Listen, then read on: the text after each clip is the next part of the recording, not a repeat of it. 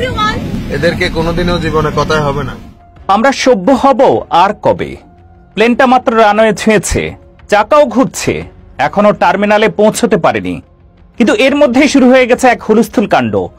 Seat belt খুলে লাফিয়ে উঠেছে দূরদমনীয় বাঙালিরা। কে কার আগে নিজের ব্যাগটা নামিয়ে হাতে নেবে, এ নিয়ে যেন এক অদৃশ্য প্রতিযোগিতা চলছে। মনে হচ্ছে প্লেনটা বুঝি এক্ষুনি থেমে যাবে, আর দরজা খুললেই যে সবার আগে নামতে পারবে তার জন্য বিশেষ কোনো পুরস্কার রাখা আছে।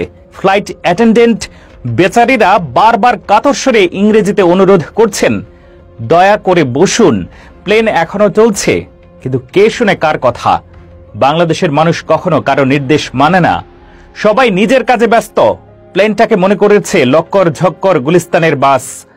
আশ্চর্যের ব্যাপার হলো, এই মানুষগুলোই কিন্তু ৮-১০ ঘন্টা বা তারও বেশি সময় ধরে দিব্যি শান্ত হয়ে বসেছিল।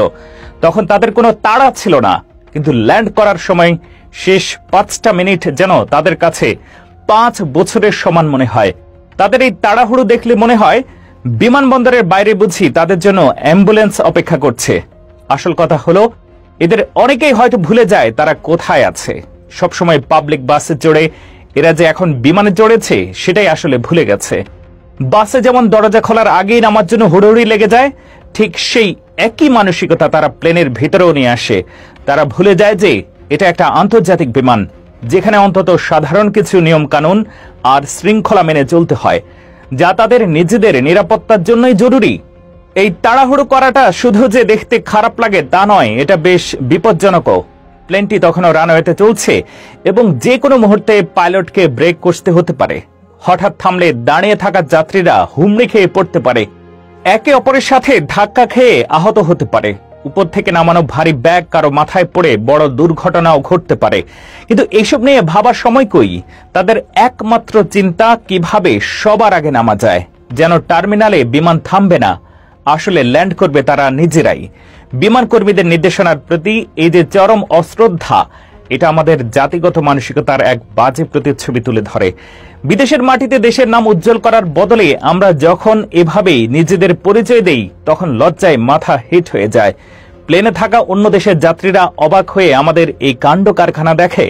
তারা হয়তো ভাবে, এই লোকগুলো কোথা থেকে এসেছে, যাদের সামান্য ধৈর্যটুকু নেই। তাদের চোখে আমরা একটা অসভ্য আর অধৈর্য জাতি হিসেবে পরিচিত হই। এই ছোট ছোট আচরণই কিন্তু একটা দেশের মানুষের সামগ্রিক চরিত্রকে ফুটিয়ে তোলে। শুনতে খারাপ লাগলেও আমাদের জাতি হিসেবে আরো ধৈর্য এবং ভদ্রতা শিখতে হবে। এসব কার্যকলাপ দেখলে সত্যিই মনে হয় কবিগুরু রবীন্দ্রনাথ ঠাকুর তো আর এমনি এমনি লিখেননি, ৭ কোটি সন্তানেরে হে মুগ্ধ জননী, রেখেছ বাঙালি করে মানুষ করনি। লাইনটা হয়তো তিনি এই প্রেক্ষাপট দেখে লেখেননি, কিন্তু কি অদ্ভুতভাবে তা মিলে যায়। মাঝে মাঝে বলতে ইচ্ছে করে, এদেরকে দরজা খুলে নামিয়ে দিলেই ভালো হতো, তাড়াতাড়ি নেমে যাক।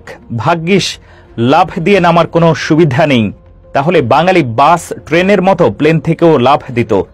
এরপরও তাদের অস্থিরতা দেখে মনে হয় এদের এয়ারপোর্ট পর্যন্ত যাওয়ার কি দরকার, আগেই নামুক, একেবারে বাসার উপরে গিয়ে ল্যান্ড করবে। কথাগুলো শুনতে খারাপ লাগলেও তাদের আচরণ দেখলে এমন ভাবনাই মাথায় আসে। দুঃখজনক হলেও সত্যি, এই জিনিসটা শুধু এই একবার নয়, বিমানে প্রতিবারই করে এদেশের অনেক যাত্রী। এটা যেন একটা অলিখিত নিয়মে পরিণত হয়েছে। প্লেন ল্যান্ড করা মাত্রই উঠে দাঁড়ানো এবং ব্যাগ নামানোটা এক ধরনের সংস্কৃতি হয়ে দাঁড়িয়েছে। যতক্ষণ না আমরা নিজেদের সম্মান নিজেরা রক্ষা করতে শিখব, নিজেদের আচরণে পরিবর্তন আনব, ততক্ষণ পর্যন্ত বিদেশের মাটিতে আমাদের এভাবেই লজ্জিত হতে হবে। একটা সভ্য জাতির পরিচয় তার শৃঙ্খলার মাধ্যমে ফুটে ওঠে, আর সেই শৃঙ্খলা অর্জনের পথটা আমাদের জন্য এখনো অনেক দীর্ঘ।